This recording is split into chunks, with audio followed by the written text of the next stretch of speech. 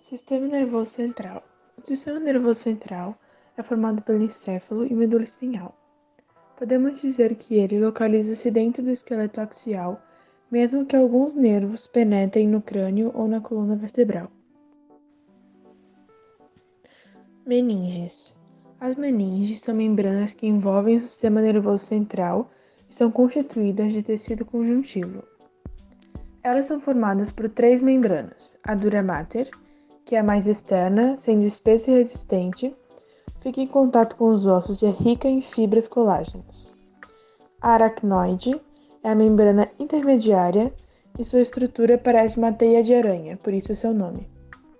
E a pia mater é a mais interna e delicada, acima do tecido nervoso, mas não entra em contato direto com ele, pois entre a membrana e o tecido encontra-se uma camada de prolongamentos de astrócitos.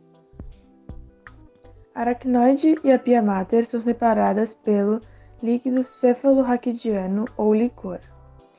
Ele confere proteção mecânica e amortecimento de choques aos órgãos do sistema nervoso central e ainda oferece nutrientes ao cérebro. O vídeo mostra um teste de meningite, que é nada mais nada menos do que aproximar o queixo ao peito da pessoa e observando a rigidez do pescoço.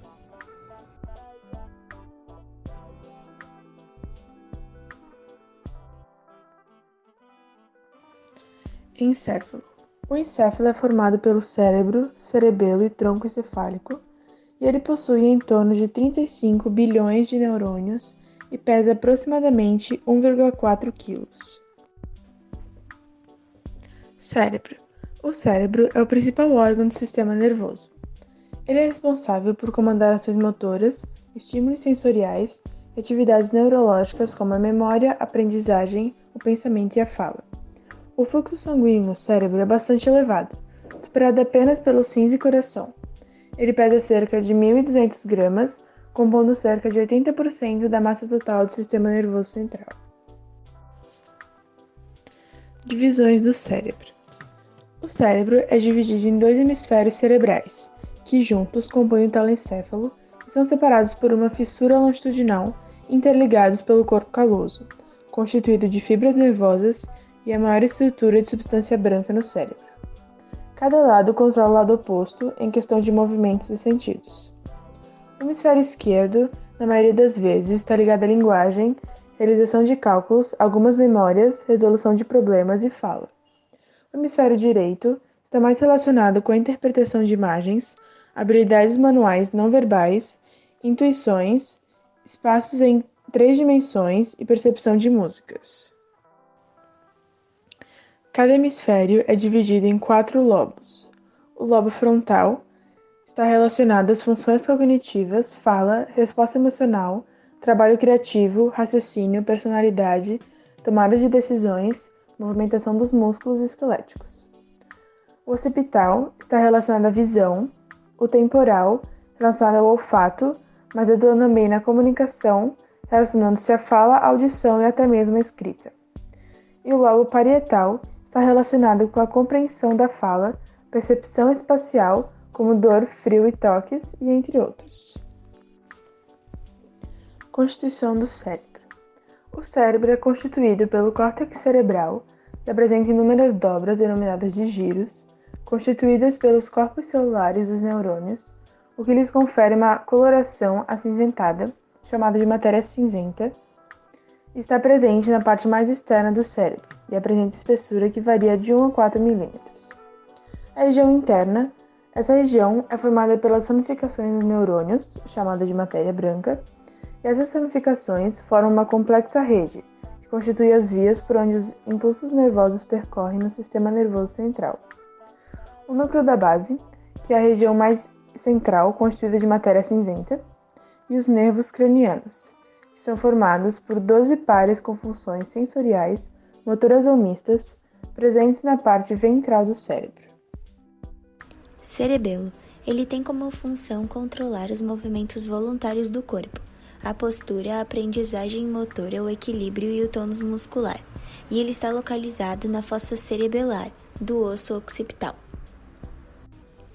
Os pendúculos cerebelares, superior, médio e inferior, conectam o cerebelo ao tronco encefálico. O vermes localiza-se na parte mediana e constitui uma faixa estreita que liga os dois hemisférios. Também, o cerebelo apresenta uma camada cortical externa, o córtex do cerebelo, que é homogênea e constituída por 3 camadas celulares. Internamente se distribuem as fibras mielínicas, compondo o centro medular branco do cerebelo. O cerebelo possui 3 lobos: o lobo anterior do cerebelo, o posterior e o floco nodular. E esses lobos são divididos por fissuras, formando lóbulos. Os núcleos do cerebelo exercem influência no controle motor dos músculos estriados esqueléticos. O núcleo fastigal controla os músculos axiais e proximiais dos membros, postura e equilíbrio. Os núcleos interpósito e denteado controlam os músculos distais. Quando o cerebelo sofre algum tipo de lesão, os principais sintomas que podem surgir são a ataxia, que é a incoordenação dos movimentos, perda de equilíbrio, mudanças na postura e na marcha, diminuição do tônus muscular e distúrbios na fala e no movimento ocular. A medula espinhal se encontra dentro da coluna vertebral, também conhecida como espinha dorsal. A medula espinhal é a parte mais alongada do sistema nervoso central e é caracterizada por um cordão cilíndrico, composto de células nervosas, localizado no canal interno das vértebras da coluna. A medula espinhal é constituída por uma substância branca, formada principalmente por feixes de fibras dos axônios, e uma substância cinzenta, formada principalmente por corpos celulares de neurônios, além de um canal central por onde circula o líquido cefalorraquidiano. Essa distribuição pode ser observada por meio de um corte transversal da membrana. A substância cinzenta fica disposta na forma de letra H. Vale também dizer que ela é revestida por 3 membranas, denominadas meninges, que lhe conferem proteção. Sobre o líquido cefalorraquidiano, a medula espinhal apresenta um canal central, no qual é preenchido por esse líquido, e ele é constituído por proteínas, glicose, lactato, enzimas, potássio, magnésio e cloreto de sódio, e ele atua protegendo a medula contra impactos.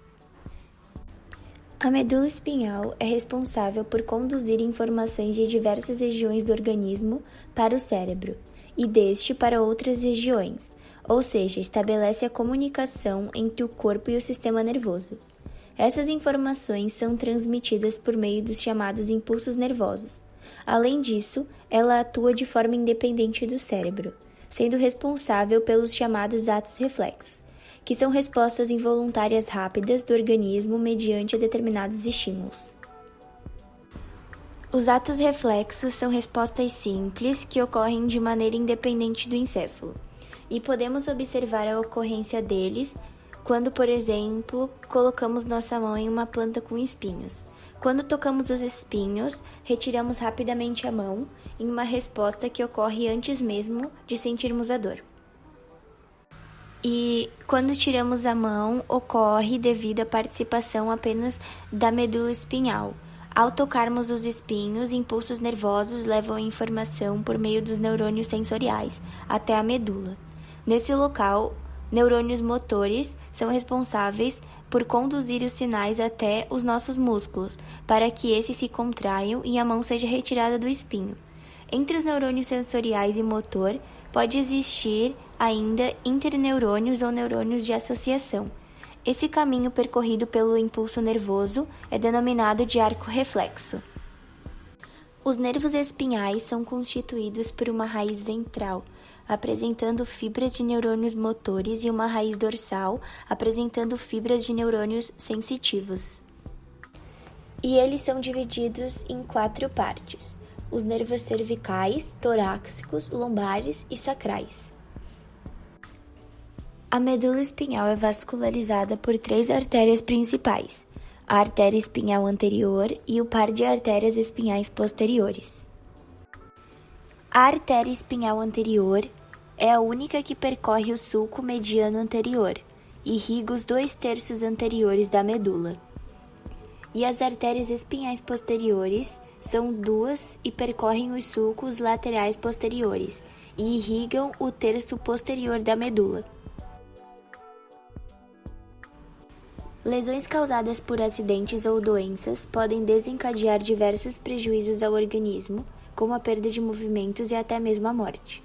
Assim, podemos citar metástase, deformidades graves na coluna, doenças autoimunes, como esclerose múltipla e doenças infecciosas, que podem levar ao acometimento da medula.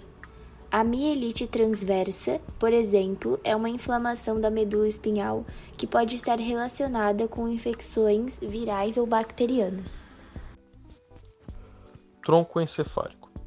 É a parte mais primitiva do nosso sistema nervoso central, sendo herdada de nós pelos répteis. Nele localiza-se a maioria dos núcleos dos nervos cranianos. É uma estrutura situada na base do cérebro que conecta as estruturas subcordiais com a medula espinhal, e seu formato lembra uma haste, sobre a qual estão o tálamo e o domo dos hemisférios cerebrais. Funções do tronco encefálico. Como já citado, o tronco encefálico está bastante envolvido em atividades de ordens inferiores e médias. Por exemplo, o movimento quase automático de varredura dos olhos enquanto observamos alguma coisa passar, e não em atividades superiores, como o pensamento abstrato. Estando associado a vários sinais vitais, como o sono-vigília, a consciência e o controle respiratório e cardiovascular, além de facilitar a comunicação entre cérebro, medula espinhal e cerebelo através dos tratos neurais. Formação reticular. Localiza-se no tronco encefálico e tem a função de gerenciar diversas funções, como o controle da frequência cardíaca e também respiratória. Também está envolvida na regulação de outras funções básicas, como digestão, transpiração, micção e excitação sexual. Frequência cardíaca. Já o ritmo cardíaco é controlado pela ação de hormônios no sistema nervoso autônomo, SNA, que por sua vez é controlado pela formação reticular. O ramo simpático do SNA acelera a frequência cardíaca, enquanto o ramo parasimpático desacelera. Regulação da respiração. O ritmo é regulado por um conjunto de neurônios da formação reticular. Esses neurônios controlam os níveis de oxigênio e dióxido de carbono no sangue e regulam a frequência respiratória de modo a manter os níveis constantes. Deste modo, torna-se praticamente impossível alguém tentar o suicídio apenas prendendo a respiração. Tronco encefálico e o sono. Quando estamos dormindo, nós possuímos um mecanismo adaptativo que nos protege de injúria contra nós mesmos e contra outras pessoas. Os mesmos mecanismos do tronco encefálico que controlam os processos de sono também inibem os neurônios motores espinhais, prevenindo assim a atividade motora. Assim, podemos correr e pular em um sonho, mas devido à atonia muscular, não manifestamos nenhum movimento na cama. Pessoas que atuam durante o sono apresentam distúrbios de sono REM, e esses distúrbios se manifestam através dos pesadelos, sonambulismo e terror noturno.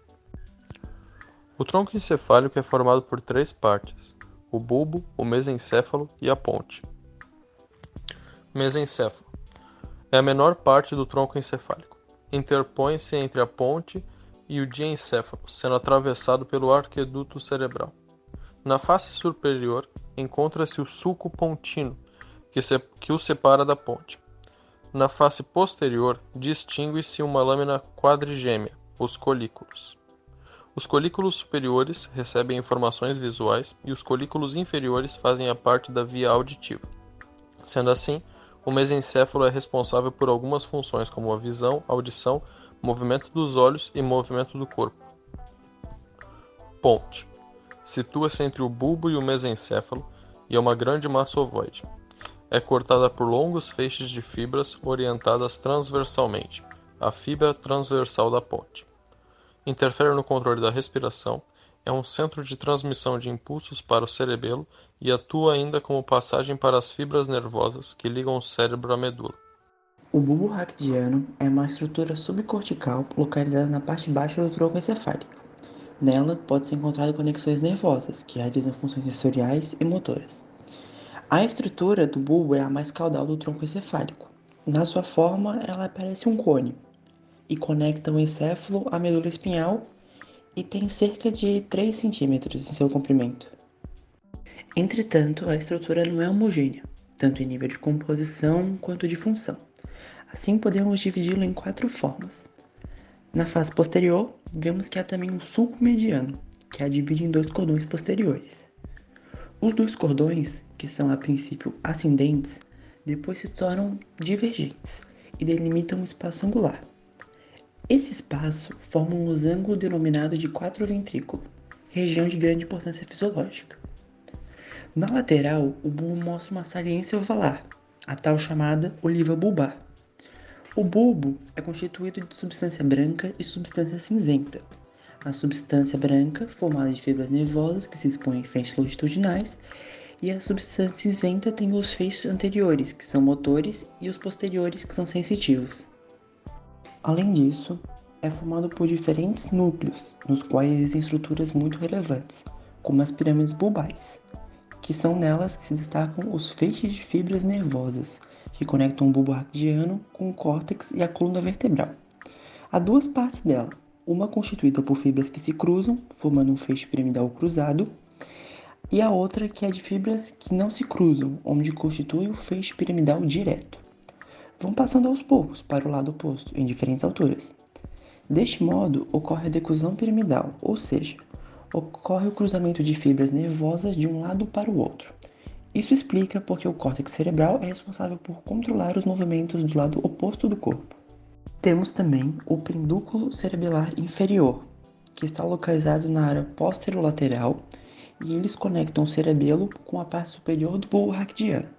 As fibras nervosas passam por eles. Já os lemínscuos são um feixe de fibras nervosas que transmitem informações sensoriais entre o encéfalo e a medula espinhal. Nele podemos retratar 2, o lemínscuo medial, que é uma estrutura alongada, fina e altamente mielizada, que carrega informações provenientes dos núcleos grácil e cuneiforme localizado atrás das fibras cerebrais e entre as olivas bulbares, e o fascículo longitudinal medial, que é a região localizada próximo a cada lemínscuo medial. Possui inúmeras fibras ascendentes e descendentes, e sua função é vital para as mudanças de posição da cabeça e para a coordenação dos movimentos dos olhos. O complexo olivar é um conjunto de núcleos ovais semelhantes a uma azeitona. Eles regulam os movimentos musculares voluntários. E por último, nós temos os núcleos do bulbo raquidiano, que consistem em massas neurais claramente diferenciadas. Nelas nós temos o núcleo do trigêmeo, que é encarregado de transmitir informações relativas à dor, à temperatura e ao tato. O núcleo motor dorsal do vago, que são redes neurais que controlam o sistema nervoso entérico. O núcleo ambíguo, que se encarrega dos músculos da faringe e da laringe. O núcleo do trato solitário, que é encarregado do controle da sensibilidade visceral. Além disso, participa na percepção gustativa. Em sua função, temos a condução de corrente nervosa, que ocorre pelas fibras posteriores, onde a corrente sensitiva é levada à protuberância e por intermédio desta ao cérebro. Temos o centro nervoso, que é pelas fibras anteriores, onde a corrente motora, vinda do cérebro, é levada para a medula. Como centro nervoso, o bulbo é de importância capital. Nenhuma porção do sistema nervoso é tão indispensável à vida como ele. O bulbo desempenha o papel de intermediário entre os centros superiores e o centro inferior. E vale ressaltar que, privado dos segmentos superiores do encéfalo, mesmo possuindo ainda o bulbo, o animal pode sobreviver por um período de tempo. Já, privado do bulbo, morre imediatamente. Já, em suas funções involuntárias, no sistema cardiovascular, o bulbo é responsável por manter a pressão arterial e regular o ritmo cardíaco do coração. Já na respiração, o bulbo raquidiano é responsável por regular a respiração, ou seja, administrar a função respiratória. Na digestão, ele gerencia os músculos involuntários que estão envolvidos no processo da digestão. e também regula a secreção de sucos digestivos e participa dos processos de deglutição. No controle sensorial, ele é responsável pela transferência de informação sensorial entre o sistema periférico e o sistema nervoso central. Vale ressaltar que o bulbo ainda possui algumas ações involuntárias, sendo a tosse, o vômito e o espirro.